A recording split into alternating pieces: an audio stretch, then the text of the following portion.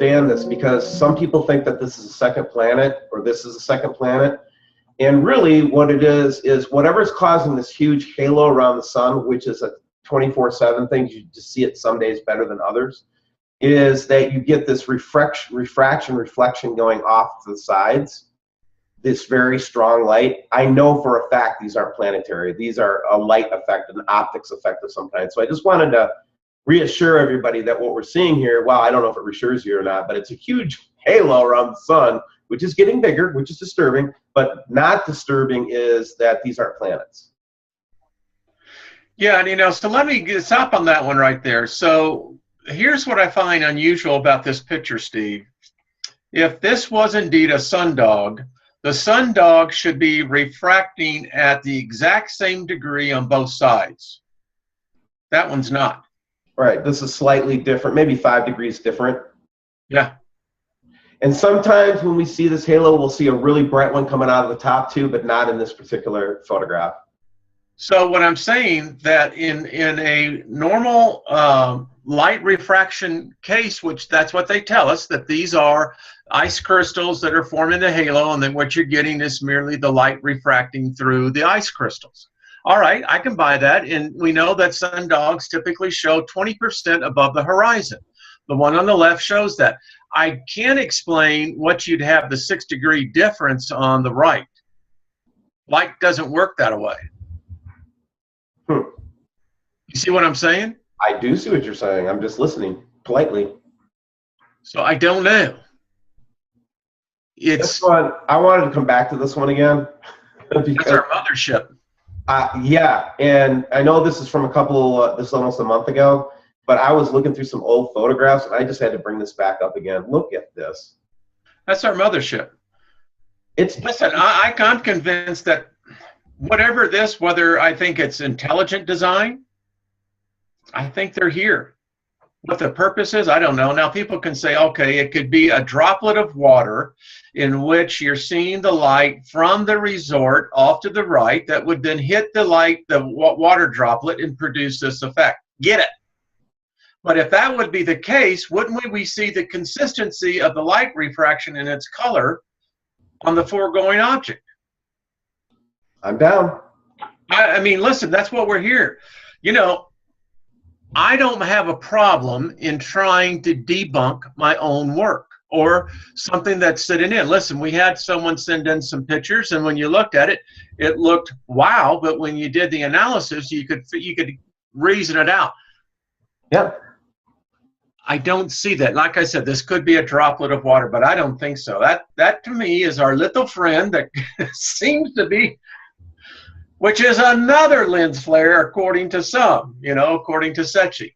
Could be, again, I know this is in Europe, somewhere in Germany, I think. And the point I'm trying to make is it could be a lot of different things. I'm just saying these are the things that we corroborate with, like that mothership that we saw on Secchi, and we got shut down for, quite frankly, if you'll remember correctly. Yeah, and Steve, we have seen this object in many different pictures from different parts, particularly in Europe. That's all, we've seen it in Switzerland. We have seen it in Germany. I think we've seen it as well in the UK. Well, the thing that, the David Wilcox, Corey Goods, those kind of folks, they're well down the path of not asking, is this real or not? Is there artificial intelligence or is there extraterrestrial intelligence? But they're already way down the path of what are their intentions? Are they interacting with the U.S. government? Those kinds of questions. And we haven't even begun to start to discuss those things, Wayne. No, but I think we're certainly laying the foundation. Listen, the transhumanism, we walked away from that conversation, but when I see this, it's all connected, Steve. Everything is connected. It is. And this is, how we like the FAA cams, right? Love it. Let's see if we can get these. I'll get these blown up on the final analysis here. By the way, I was thinking maybe this May or June, after the mosquito season, we ought to do an on-the-road report or send our crew up to Alaska and get in some of these prime spots and see what we can actually get from the ground reports. Well, we're getting that big orb, but you'll notice two things about this orb from yesterday. And this is up in Alaska. And if you go to this avcamsfaa.gov, you can actually go and look at basically, I think it's about 9 hours worth of shots. But if you don't film those shots or take images of those shots, they'll disappear, and they just keep rolling. They don't do a historical on there. But a lot of people watch these FAA cams. We get this big red orb in the sky a lot. And I hope they continue to send them. I mean, you and I don't have the time. I mean, and this is how we know. This is how information is shared. Right. It's what Wayne is saying is, yes, certainly Wayne and I watch a lot of this stuff, but there's no way two guys can find the quality of materials that we find. And the reason we find such good stuff is because of our subscribers, and we make no bones about that. We need you guys. But anyway, Wayne, I'm just playing around with it. Yeah. I was out this morning and I saw the most beautiful picture, Steve, about 5 o'clock, and the moon was in the hanging at the 4 o'clock position, and the array of stars that were around it.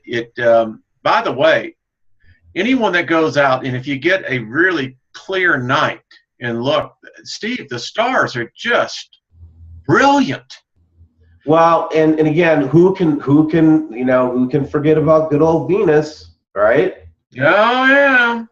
So, by the way, as I told a group Saturday night, they have now put on their calendar March 17th. What? Yeah, because they were saying they didn't know what that was in the southwest sky. And I said, well, that's Venus. And one guy was saying, that's Venus? I said, yes, sir, it is. He said, I don't recall it ever being that bright. And I said, well, you're really in store for a treat. March 17th, 18th. He says, what's so important about that date? I said, well, may look like Venus is on our doorstep.